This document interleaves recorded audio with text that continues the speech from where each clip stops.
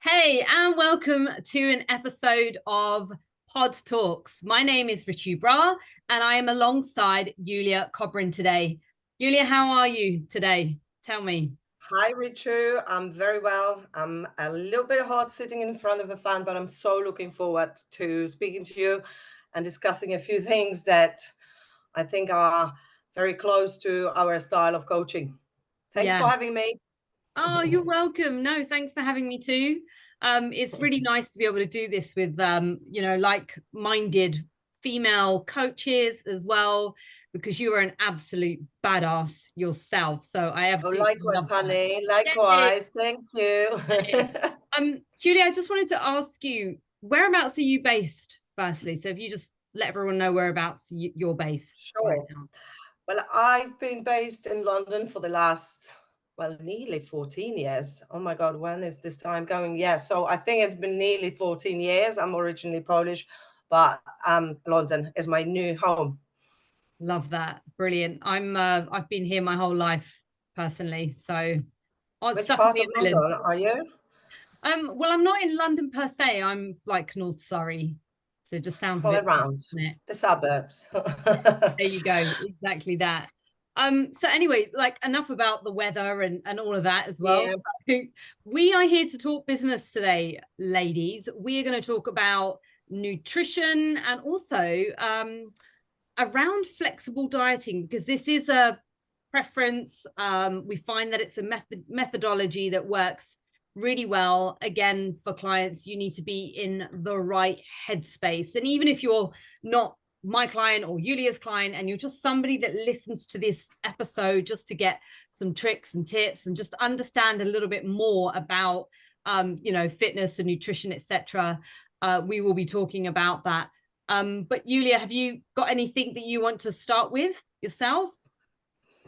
I think it would be good to start with maybe saying how we understand flexible dieting, because it might not be clear for everyone. This term has probably been talked about more frequently recent years, but it's still probably not very clear to everyone. So I would throw it back at you. How do Hmm. you see flexible dieting? How do you understand that?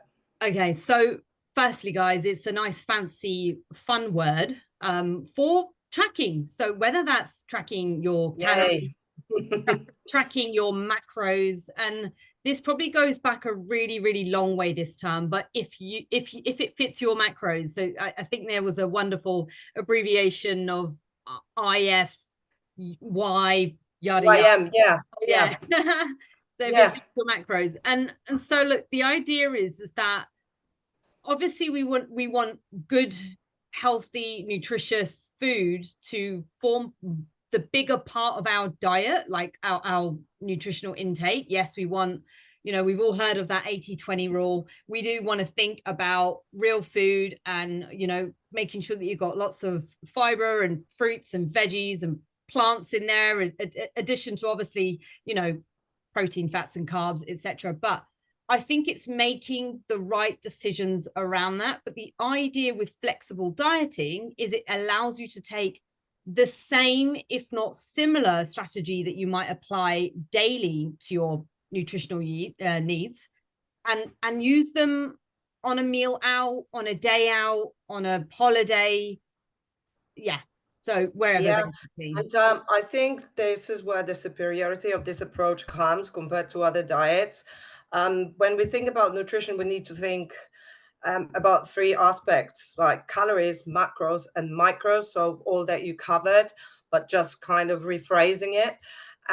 Most fad diets, so to say, focus on calories and quick drop and quickly leading to plateaus. And that is the first reason why I am a big fan of flexible dieting, because the progress is steady and gradual, but it's continuous. It doesn't cause any drops. And what do you think, in your opinion, is the biggest superiority to flexible dieting compared to fat diets, apart from that steady progress? Is there anything that It's superior. strikes you most? Yeah. Yeah. The superiority with it is that you It's could so go. much to talk about, right? Well, I know, but the thing with fad diets, right, is that again, everything sort of any of these fad diets that you see, they don't talk explicitly about it, but they are reducing calories in some way or another, but they're just Probably. dressing it Very up quickly. in a different way. That's what they're doing. They're creating a deficit somewhere. So, and it's not always a deficit that occurs because, for example, if you go, right, I'm going to eat clean, that's a fad in itself. Oh Just, yeah, that's all my clients that yeah. start working with me. They say, I eat clean, I eat healthy, and that doesn't equal fitting your macros and requirements, right? No, it doesn't. And it doesn't allow us to drop fat, for example, and reveal our muscle tone, which us ladies want to do. So I think that's the key thing here, really, is that when you are applying a fad diet, again, you don't know what the energy intake is of that diet. Like you could be having 4,000 calories of very highly nutritional foods Healthy. and healthy, but Yeah. something that is going to be more energy than your body is requiring or expending. And when it comes to Yeah. that energy balance, that's what matters. And this is where. And energy balance, I think, again, is just one aspect of weight loss. And I should be actually really talking about fat loss because we don't really know what's dropping. And it's a very important factor in flexible dieting. If you know your macros, and let's talk loud and proud macros, so your proteins, carbs, and fats, if you have them nailed in the right ratio and you keep your proteins at the right level, you can be certain that you'll be dropping fat rather than the muscle. There's obviously certain ways that you can measure that progress and make sure that you're not losing muscle or you're minimizing at least those losses. Whereas in fat diets, the weight moves fast, and I have a feeling it moves fast because of the muscle drop as well and the muscle loss. And this is exactly what we don't want, do we? No, another thing with fads is dropping carbs. No Mm. carbs after dark. Dropping the will to Dropping, live. yeah, dropping the will to live. Yeah. People don't realize this, but we're thinking about energy intake. For every 1 gram of carb that you're consuming, you're also holding on to an extra 3 grams of water. So if you just drop the carbs, you're dropping a shit ton. If you're seeing fast weight loss or rapid weight loss, you could well be just dropping a lot of water weight. Now, this can benefit us in many ways, especially if we've gone through a period of non-tracking or increased carbohydrates or anything like that, and people suddenly get very scared by the scales and they think, oh my god, I've gone up, I've put on weight.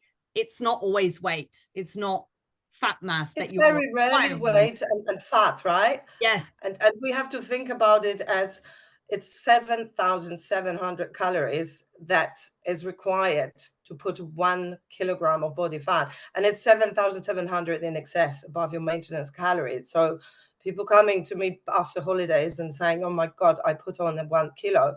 That is not a kilo of body fat. That is going to be water retention and bowel content and all sorts of things like that. But it's very unlikely it's going to be actually fat. So what's your approach to talking to clients about flexible dieting? Do you see any resistance from clients of tracking?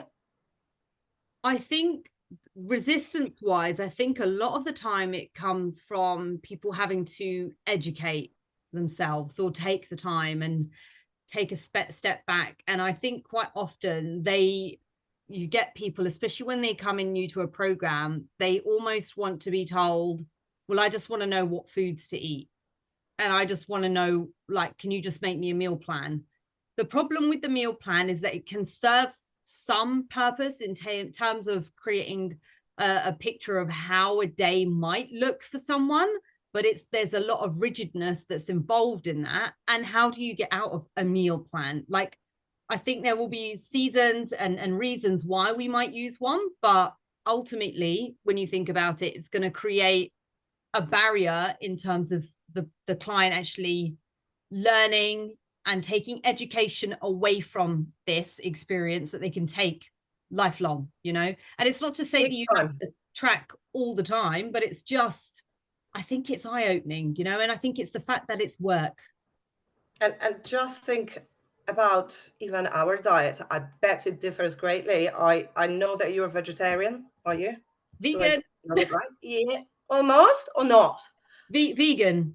Vegan. Here we I'm go. I'm a, I'm a little Even bit more better. So imagine if I asked you to write a diet plan for me, and to other way around, it will be equally difficult for each of the sides. Sample meal plans, I do think, may serve a purpose, like you mentioned, though, just to give an example. But education is what people, I think, might be resisting at first. And obviously, it takes time, a little bit more time to develop that skill of combining meals, but that leads to sustainability, don't you think? Like, at least you can take that meal or that phase when you're losing weight into the rest of your life, really. And that is so applicable in all sorts of situations. If you're kind of slip for a while and you stop tracking, because people also think you need to track till the end of your life. Mm. No, that's all right. But it serves certain phases. And what you learn through those phases of, I don't know, muscle building or losing fat, no one will take away from you. It's a big eye opener, as you said, indeed. Don't you think? Yeah, 100%. And then when we're coming about the education, it's not just to say, oh, you know, I'm educated on terms of how to track. Well, no, actually, you're learning a little bit more about food. So I've had clients that will literally say, they've by doing the tracking, they thought they were getting enough protein in their diets, right? And this is non-vegetarian clients, but as well, believe it or not. That's all chestnut, yeah. Exactly. So it's not just something that's applicable to vegans and vegetarians, but you'll get people, and I coach all women based on their personal needs or their whatever they want to eat. It's not this is how I eat and you must do the same.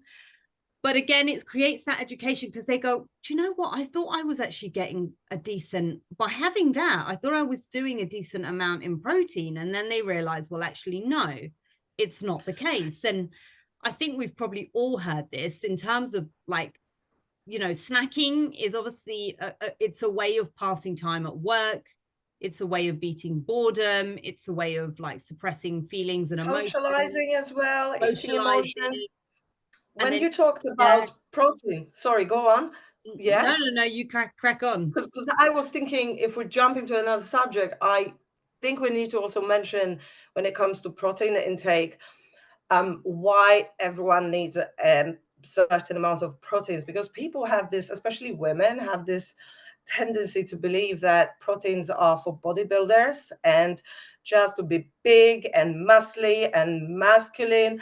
And this couldn't be further from truth. We need that there is certain calculators that can help anyone calculating this macros ratio. Obviously, it might be hard to do it on your own. That's why we come with help. But proteins are not only a building block for your muscles, but and muscles are not only needed for the aesthetics. We need to talk about longevity and the quality of life and quality of movement and posture correction, and also your metabolism. Don't you think? This is what people probably are not aware, that bigger their muscle mass, lean muscle mass, we should be we shouldn't be really talking about bulky muscle or lean muscle. There's just muscle, right? But this lean muscle mass phrase is common. So the leaner, the more lean muscle mass, the higher our metabolism. And that is what we're after. That toned look comes from the muscle, and the muscle needs protein. So it's not just to build humongous size of your biceps. Yeah, we love that. Or your glutes, right? And Mm. I think that's really interesting. You mentioned longevity, and then also within the same token, you mentioned bodybuilders. What a lot of people don't realize is that the older population, none of us are there yet, but the older population do need to eat like bodybuilders. And the reason why is that they are losing muscle mass as they get older. And again, is that down to, Especially women. Yeah. yeah, is that down to the way that they're eating? Or is it the way that they have dieted their whole life where they haven't really like spent any time in terms of building lean muscle tissue? And then also when it comes to function, like, you know, you will, if you're not active and you're not engaged in like muscle positive activity or exercises relative to your own strength, any resistance training, then you will be losing, right? This is a natural aging process. And the idea of protein is to help reduce that. And nobody wants to get to like 70, which is mega young, by the way, and suddenly nowadays, right? Yeah. And they're falling over because they're breaking hips easily, and they're breaking bones easily, and this could all have been avoided if they had a certain amount of muscle to contract and prevent them from. And I can see it even among the older generation, like my in my family. You know, it's still a bit of a stigma against strength training, especially among women. At least in my country, but I think it's common overall that this is only for the muscle and for the aesthetics, but longevity and the quality of life, obviously, is a biggie. When it comes to aesthetics, what are your thoughts of? Because most of my clients come for the toned look. I don't want to increase muscle. I just want to look toned. Yeah. Okay. Do you get that? Yeah. So this is the thing, right? You and I have probably spent our lives trying to build more muscle and have more tone. Tone is just a very feminine, fancy word to use. And now when we're thinking about bulk, that would be because you're eating an excess of calories. So what is that? Is that all lean muscle tissue, or is that also fat mass that's in addition that's covering Do you the muscle? like the term bulking? Yeah, why not? Let's throw it Not out. a fan, you see, but probably I've fallen into my clients' perspectives, and I kind of avoid this term because I don't want to confuse. No, we're not going to first make you fat to later make you No. lean. But I'd rather use the safe surplus. And most of the time, what people really need, I'm going to talk women because this is my clientele, We talk need women, to, yeah. yeah, yes. So we need to stay more in the maintenance calories, but consistently, and changing the ratio of the macronutrients rather than going either straight into deficit or straight into surplus / bulk, depending obviously on the goals, because we should also mention that going into deficit will cause them weight loss and going into surplus will cause the weight gain. But again, it's the game of what goes up, what goes down, right? Yeah. And that's also interesting as well, because a lot of when they are coming into like, resistance training, let's say, especially if they are untrained in that area, they are very likely, and they're very, very lucky in the aspect that they are likely to lose fat mass whilst building muscle tissue at the same time. Much easier and much faster. Phenomenon that you and I we won't have. We've lost that now. That's not going to happen for us. It's past a few years back. Yeah, exactly. Yeah. So that's adaptation principle, right? Like the more also you diet, the more you put and throw yourself to those fat diet, the less likely you're gonna respond to another fat diet. And this is also a big problem with ladies that join me and are like, why am I eating so much? Like, are you sure I'm not going to put on weight? And the way that like the numbers on the scale might not be moving too fast, but when we do measurements and when we see actual body composition changing, that is the eye opener. And that's when I call it's a holy grail of recomposition, and that flexible dieting when it comes to certain macro ratio. What do you think flexible dieting also, like, what's the big impact on social life? I cannot not mention that when it comes to flexible dieting, because it's a big part of everyone's 100%. Life, socializing. Yeah, of course, exactly. So this is the benefit, is that once you become more educated about choices, and so whether you are somebody that does, like, let's use alcohol as an example, right? Yeah, people do like to go out and they like to have a drink.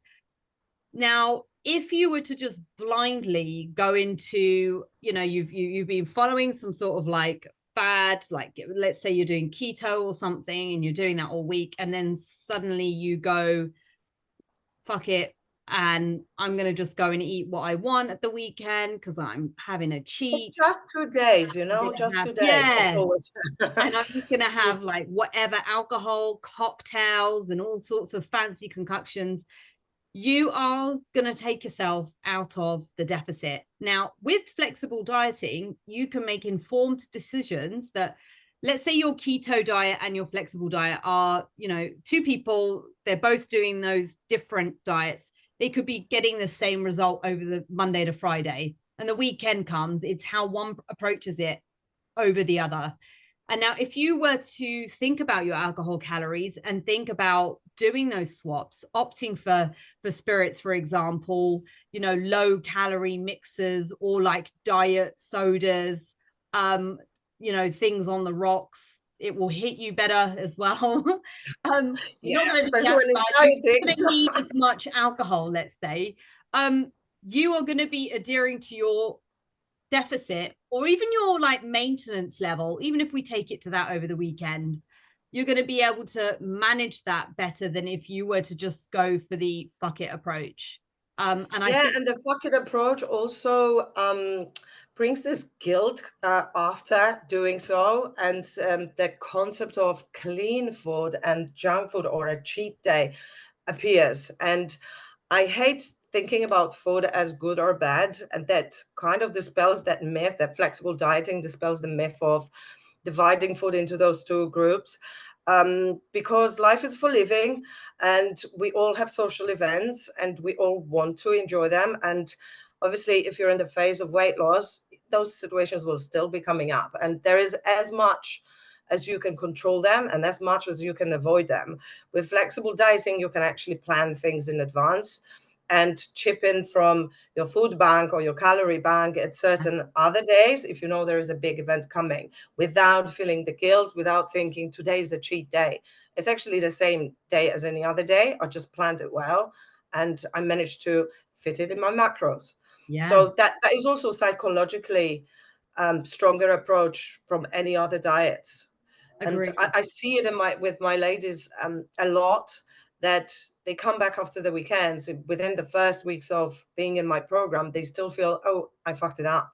How bad was it? And then when we actually look at the food logs and we analyze, and they see that after 2 days the weight is back, they're like, okay, that's actually for living. It doesn't feel like a diet. And that psychologically is so superior to those fat diets.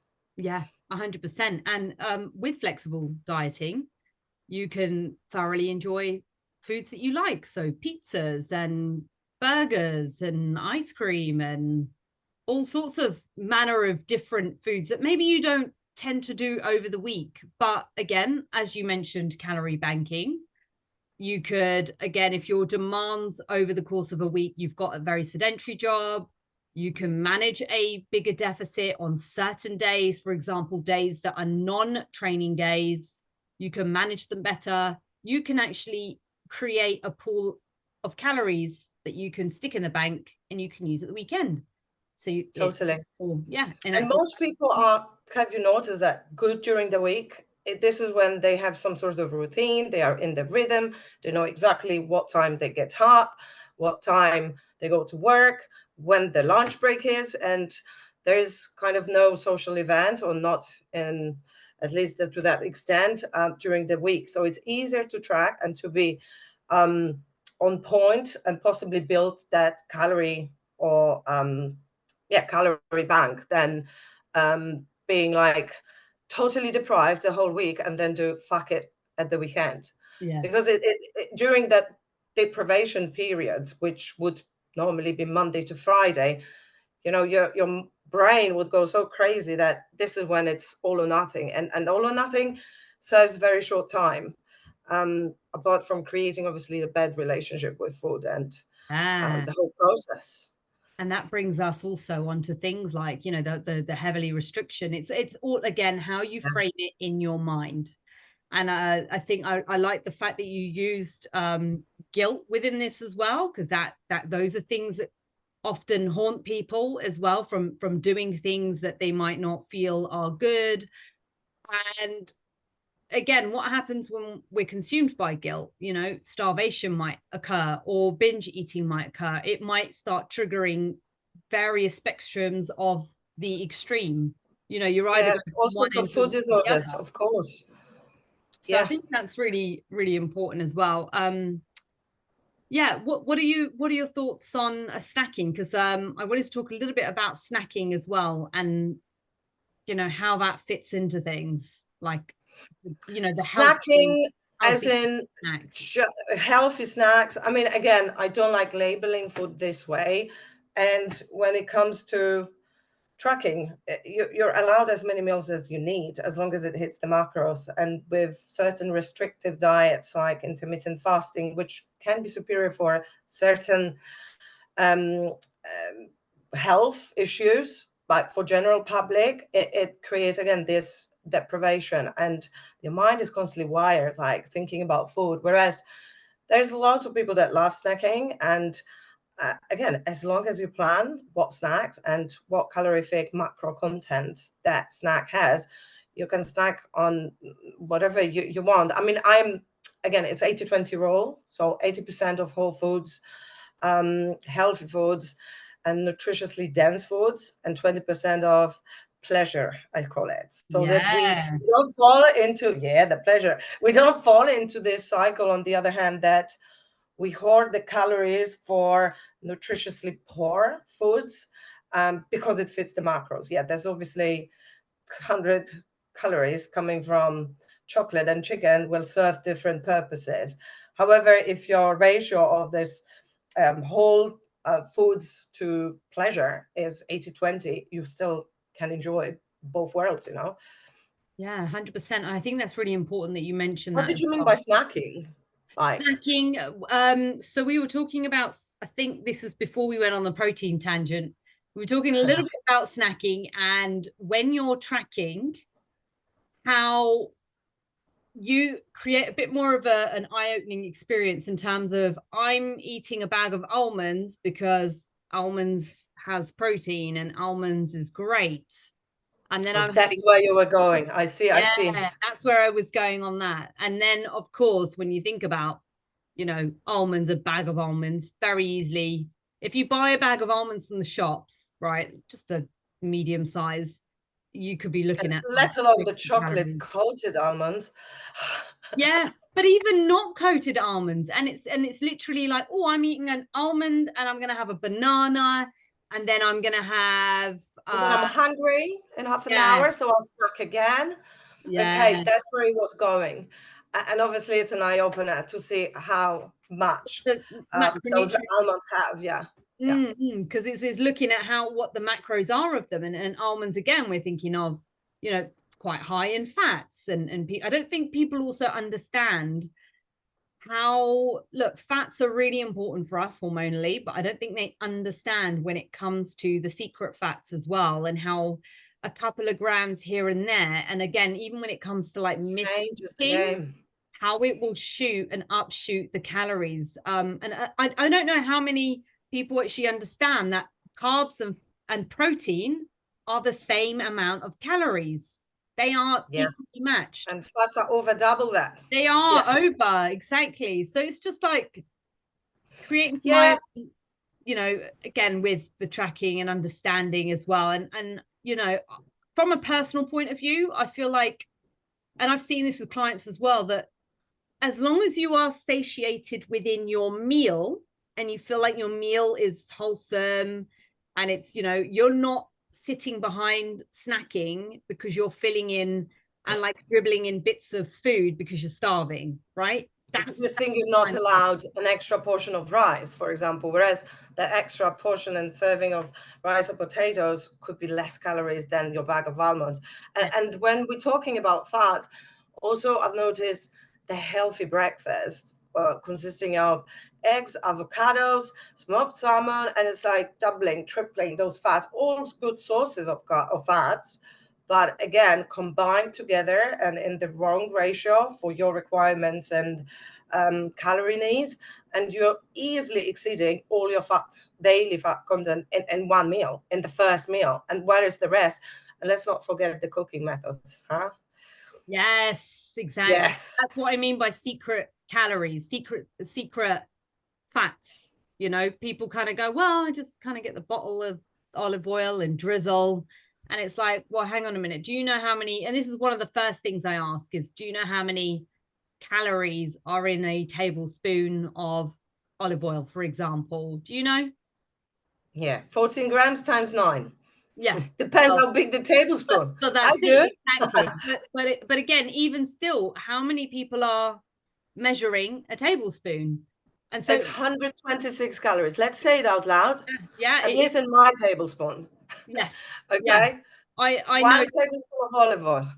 exactly. Crazy. There you go. And 1 tablespoon of olive oil could very quickly look like 2 tablespoons of olive oil, or one and a half. Because we're eyeballing things as well very often. If we Yeah, and don't peanut track, butter. we think, oh, it's not much against a big pen.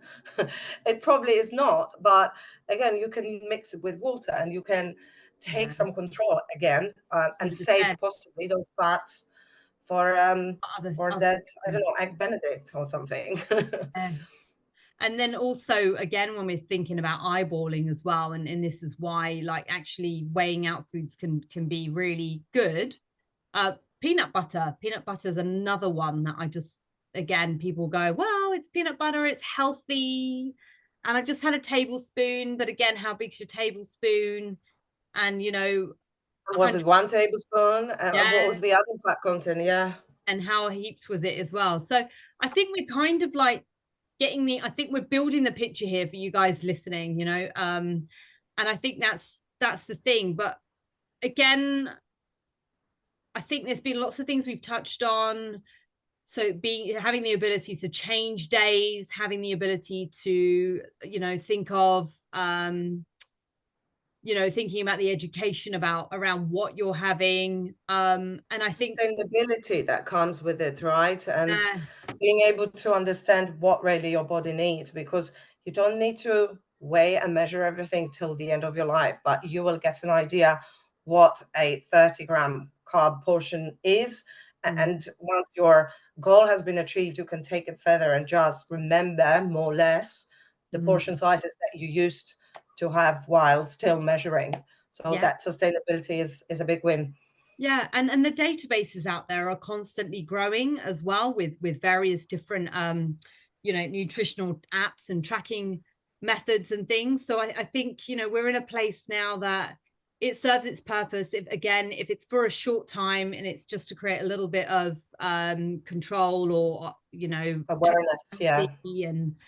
and that sort of thing for a short time, then that's fine. And then again, it's, you know, if it's time to move on to other methods, then that's also, you know, again, this is the stuff that is really, it's helpful being guided by a coach with this stuff and knowing when is the right time for you to move on. And again, you know, when you're on holiday, you're not always going to be able to track. So it's just thinking about the different periods and times in your life basically where it suits and where it Yeah, doesn't. times in your life, goals and circumstances. But I think one thing that no one will be able to take away from Yeah. that experience is the knowledge that you're going to come out with, out of with this experience. So there is no kind of bad in trying, even if you might feel like it's not for me after a while. At least you've learned something about the quality of foods. Yeah, 100%. But I think this has been like a really good topic for us to touch on today. Agree. Really nice because this is actually our first episode together for Julia and I. And yeah, I hope to sort of discuss some more topics moving forward. So if you'd like to follow Julia, Julia, what's your Instagram page? It's Julia Kobryn with Kobryn Fitness. As one word, Julia Kobryn Fitness. Amazing. And again, you can find me on Instagram as well at Richu Bra, so RICHUBRAR. And thank you so much for listening. Please reach out to us if there are any topics that you'd like us to discuss together. I think it's always nice having two heads, you know, two heads better than one. But for now, we'll leave you. Brainstorming. Thank you Yeah, for having me, Rachel. yeah, no, of course, likewise as well. And for the rest of you listening, we will see you here next time.